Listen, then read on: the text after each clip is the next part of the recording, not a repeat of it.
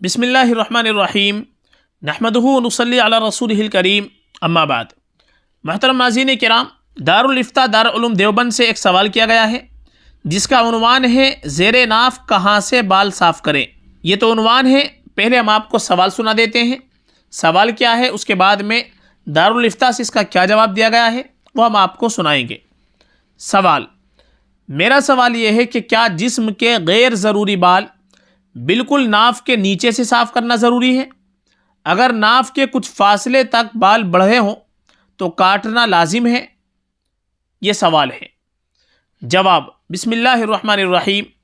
ناف سے نیچے 2-3 انگلی چھوڑ کر بالوں کی صفائی کر لیں تو اس میں بھی کچھ حرج نہیں۔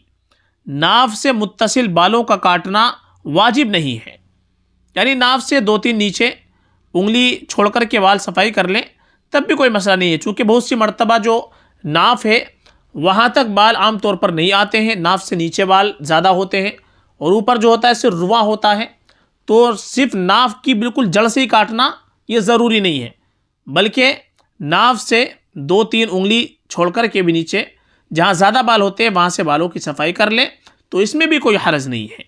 یہ دارالفتاء سے اس کا جواب دے دیا گیا ہے۔ واللہ تعالی عالم۔ دارالفتاء دارالعلوم دیوبند۔